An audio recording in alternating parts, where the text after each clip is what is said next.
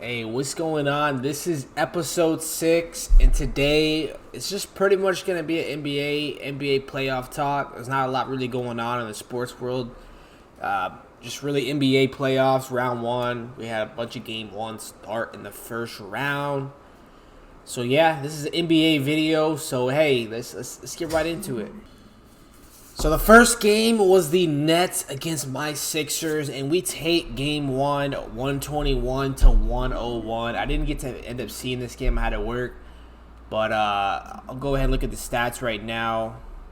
Obviously, being a home team, game 1, I didn't really expect us to lose. The Nets are a team where, it's a weird team. They had two superstars, mega stars that played 60-70% of their season, got them a decent record, and then kind of rebuilding their team around Bridges is what I'm kind of thinking. If the whole Durant and Kyrie thing never ended up happening, would they even be a 6 seed? Would they probably be more like an 8 or 7 seed? So they're an interesting team. I could see them winning one game in this series, but other than that, I don't see him winning. Bridges had 30 points. So Bridges is it's just crazy. A player like him that with the Suns, he was a 3-and-D guy. He wasn't the first option or the second option. Probably not even the third option. Just really known for his defense and availability. He does not miss any games. I think he has the longest streak of played games in the league right now. But as soon as he joined the Nets, he had a bigger offensive role, and he's been showing what he can really do. And he's going to be I think he's going to be their franchise player from here on if he continues to play like this next year. So he has 30 points, 5 rebounds, and assists, and then they really didn't have anyone else. Cameron Johnson did 18 points, but they didn't really have anyone else help with his scoring load other than Bridges. Tobias Harris gets 21. Joel with 26. Harden with 23. Harden with 13 rebounds. He had 13 assists and 4 rebounds. So it was a pretty well-rounded game. We had three players in 20-plus point range. So we had, like I said, I didn't watch this game, but we had a pretty good game. Game 2 is tonight, Monday night. So it's going to be in Philly, so let's see what happens. Let's go Philly. The next game was the Hawks and the Celtics. I watched a little bit of this. Celtics had, I think, like a 30-point lead at some point, but they kind of let the Hawks come back a bit in the second half. They ended up winning by 13 points, so it was a lot closer than it felt in the game. For the Hawks, DeJounte Murray had 24, Trae Young had 16, and this is a tricky series matchup for the Hawks because, your best player is a point guard, and the Celtics are just, defensive-wise, they're just stacked. They can guard anyone, and you have the reigning defensive player of the year, point guard Marcus Smart guarding Trae Young. It's not a good scenario for the Hawks, and I don't see Trae Young having a huge series. DeJounte Murray had a good game, though, 24 points on 8 rebounds and 6 assists. For the Celtics, Jaylen Brown with 29, Tatum with 25, Derek White with 24. It's nice when you have two. Can we call Jaylen Brown a superstar yet? I feel like he's on the verge. Obviously Jason Tatum's a superstar. Can we call Jaylen Brown a superstar? I feel like we can. Let's be real now. He fucking averages almost the same amount of points as Jason Tatum. It's so nice having, and it's the thing is, they can both defend at an incredibly high level. They both had double-digit rebounds. They're both big, athletic, in their prime, young. If the Sixers do not make it to the finals, I hope the Celtics get to win it this year. I really do. I'm a huge fan of their team. They're just so deep. Off the bench, they're so deep. So I could see this being a clean sweep. I really could. But hey, we'll have to see what happens. Atlanta could easily get a game at home if they catch fire.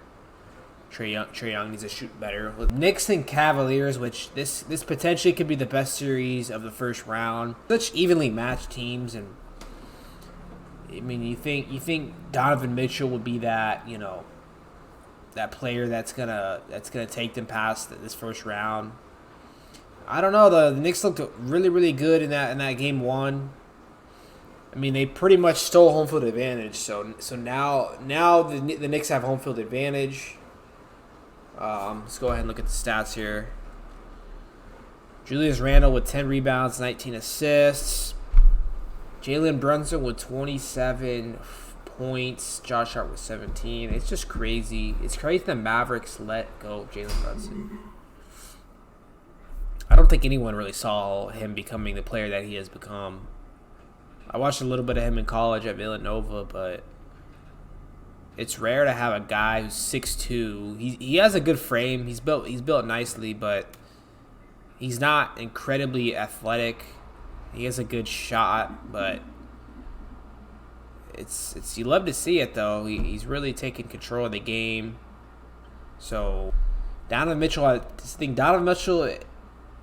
cannot carry the load. He had 38 points, 8 assists, 5 rebounds. It's like he's gonna need some help. He's gonna need some help from Garland and the bigs up front.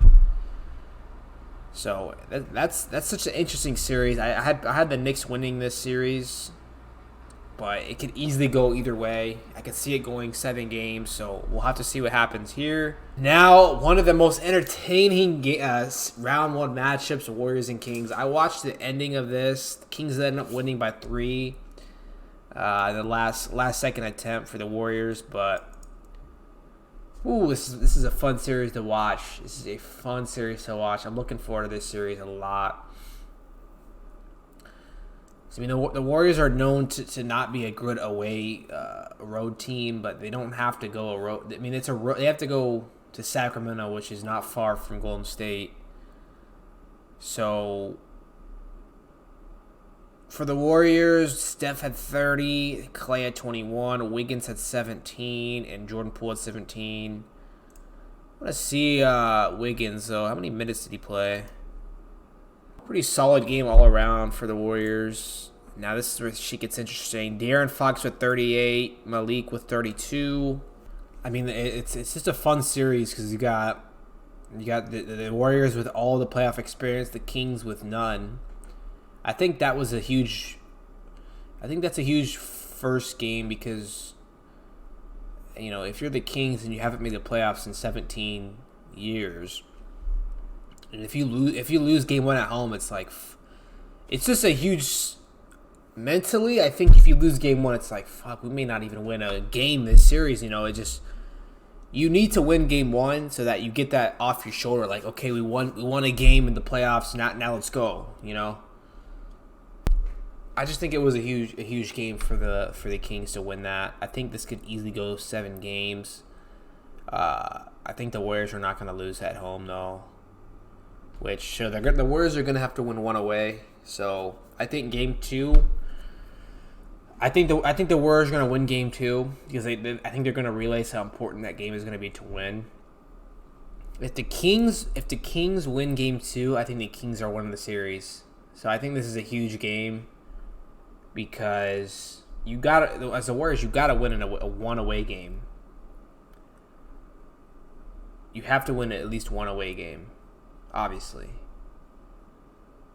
So this game 2 is gonna be huge for the Warriors. I think they're gonna take the dub though. If I had to choose, I don't know. It's interesting. It's interesting to see. De'Aaron Fox is on a different level. I didn't really watch a lot of the game 1, but I want to watch a lot of game 2. Fucking 38 points in your first playoff game ever. I think that was De'Aaron Fox. Yeah, I think that was his first playoff game. His 38 points is crazy. It's crazy. And the 32 from Malik Monk. Yeah, so that's an interesting series. We'll see what happens there. Another interesting series is Lakers Grizzlies. Lakers take game 1. Crazy game considering AD goes out with a it looked like a shoulder injury, and then Ja, I think, either broke his wrist or something's going on with his wrist. He goes out, and that's a huge deal for them. I mean, that's their best player, and they already are dealing with a bunch of injuries, so that might be bad for the Grizzlies. I mean, already losing an away game, they just completely lost home field advantage there, and if you're the Grizzlies, you just let Hachimura and Austin Reeves beat you in that fourth quarter, which is crazy. So LeBron finishes with 21 points, 11 rebounds, AD with 22 points, 12 rebounds, Russell with 19. So it was a solid game all around. I mean, they had four players and at least 20 points. I think a lot of people already had picked the Lakers to win, so it's like, as a Memphis fan, you lose shots, like, they don't really stand a chance. I mean, you got AD and LeBron that are fully healthy. I mean, AD might have a little bit of injuries here and there, but it's like there's not a lot. It's not a lot the Grizzlies can do. You know what I mean? Jaren Jackson had 31 points. I did not realize he had that many points. Bane had 22. John Morant had 18. So yeah, it's gonna be an uphill battle here for the Grizzlies to make a comeback here. They already lost home field advantage. Their best player is most likely not gonna play for a couple games. It's not, and Ja is the second year in a row that he's gotten injured. It's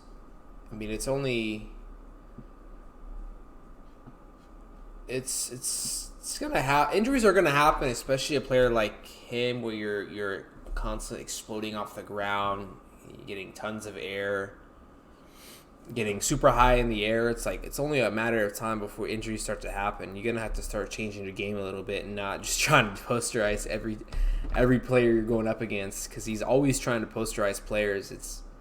I respect it because I respect that he's trying to just completely embarrass and make a highlight of any defender he sees. But yeah, you gotta be smart sometimes too. You can't, because shit like that's gonna happen. You're gonna land it awkwardly sometimes, and when you're that high up, falling down, like, it's just hard to brace yourself. It's hard to not get injured in those moments. But we'll see what happens. I think the Lakers will finish this in 5 or 6. Kind of just all depends on it kind of all just depends on Ja's health. But we'll go ahead and see what happens there. Then we had the Heat and the Bucks, which I did not watch any of this game, but I was very, very surprised that the Heat took game 1, 130 to 117. I was actually pretty shocked. I know Giannis went out early in the first half with an back injury, but still, I mean, like I said, I didn't watch a lot of this game, but to allow the Heat to score 130, it is not a great offensive team. It's pretty bad. The Bucks were home too. Like, that's pretty bad. In my opinion, that should not happen. I know the Heat are a very, very good eight seed. Like, the Heat are better than an 8 seed. You think of an 8 seed, you think a team that's not good. But Heat are very good for even being an 8 seed. So I don't know what the health is of Giannis, but even without Giannis, the Bucks should still win this game. You know what I mean? Middleton at 33, Holiday at 16, Portis at 21. But I think, it's one of those things where it's like when your best player goes out, it's like it kind of wrecks the momentum, wrecks your confidence a little bit, and like just the mojo and the vibe of the team. I think unconsciously that's what happens. Tyler Hero broke his wrist. He'll be out for the rest of the season. That's a huge blow. It's like it neutralizes the injuries. It's like if Giannis can't come back for a couple games and Tyler Hero is not injured at all, it's like that changes everything. Tyler Hero is your second scorer on offense. So that changes a lot, Now that Hero's gone, I think the Bucks are still going to end up winning this. Like I said, if Giannis was going to be out for a couple of games and Hero was available, I think there could be a potential upset there, in my opinion. But yeah, I think it neutralizes it since Hero's going to be out. Jimmy Butler had 35, Adebayo with 22, Kevin Love with 18. Kevin Love had 18 points with 23 minutes played and 8 rebounds. That's huge. And you got a player like Kevin Love coming off the bench with playoff experience, a veteran player, and can just score, you know, he scored 18 points in 23 minutes. That's pretty good. That's pretty good. So I think the Bucks will still take it here. Then it was the Clippers Suns, and this is another one it's going to be a very good series. Clippers surprisingly take game 1. I did not expect that. Huge game for Kawhi. Paul George still not going to be in. I heard someone say that he's not going to play the entire series, so they're going to have to rely heavily on Kawhi. So Clippers still home court advantage here. I mean, Russell Westbrook did not shoot good, but he made an impact on defense and rebounding, and he does all the little things that you need. 36 minutes, he had 10 rebounds, 8 assists, 9 points, and I think he had, the play of the game at the end where he blocked Devin Booker here. Kawhi Leonard's as There it is. he's been in years. Blocks KD there. Started playing in back-to-backs when they needed to win. Gets a rebound. That's a hustle. That's all hustle right there. That is all hustle. Ooh, a little spin away. Just hustle. That's all hustle, man. Should have made that, Zubac. Come on now. It's been a terrific opening game of this 4-5 matchup. Ayton springs free, but Westbrook closes quickly. Blocks Ayton there. I feel like the Clippers just brought the physicality and hustle, and the Suns didn't.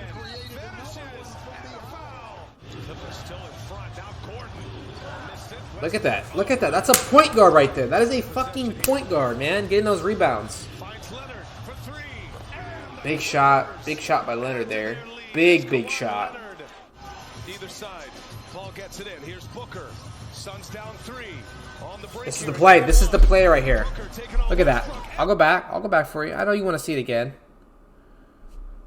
I mean, this is just clearing it, letting D-Book go to work. And, usually D-Book pulls up, stops corner here, hits that mid-range, decides to go all the way to the bucket here. Picks up his dribble early there. I think that's a little early to pick up your dribble. He picks it up there, which is, in my opinion, that's a hard shot that you just increase your difficulty on the shot. Russ bounces up, huge block. Right here, D-Book's trying to look at the ref. What the heck, dude? He's trying to complain that's a foul. Meanwhile, the ball is still in play. Russ is diving at the ball, throws it off D-Book's leg, and goes out of bounds. And this, by the way, this is pretty much the play of the game. This is pretty much to win the game. If this ends up being Suns ball, they're only down 3. They have another chance of tying it up. Only 11 seconds left.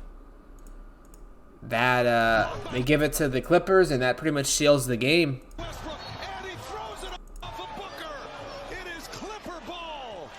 Fucking love. You gotta love him. You gotta love him. He didn't deserve the disrespect in LA with the Lakers.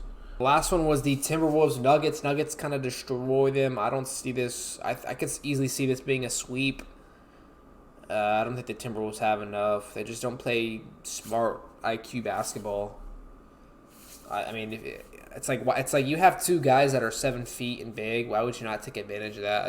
I feel like they don't use them as well as they should. And you would think having a 2-time Defensive Player of the Year in Rudy Gobert, you'd be able to contain Jokic, and he just can't. He just can't. He's only good at blocking shots. I feel like that's all he's good at is just blocking shots. Now here's the updated first round here, and I think this is the most interesting round 2. Whoever comes out of this is going to be a fucking terrific round 2. I mean, it's like Golden State versus LA. That's a series, bro. That's a series to watch. That's a fucking series. I mean, if Sacramento, LA, Golden State, Memphis, which I'm kind of bummed out that we're probably not going to get Golden State, Memphis in round 2. unless Ja can somehow fix his wrist in a couple days. But I don't know if that's gonna happen. That's an interesting round too if that does happen. Denver versus either of these teams is a good series. That's gonna be it for this episode. I'll be back next week. More reactions from this NBA first round. Shit, this just getting interesting. There's a few good series that could go either fucking way. My Sixers hopefully can get, or most likely will get out of Brooklyn with the dub. Round 2 against most likely Boston is going to be tricky, but we'll have to wait and see. Make sure y'all hit that like button, subscribe. Hey, it's been episode 5. No, it's 6. It's 6. Hey, peace. Boom.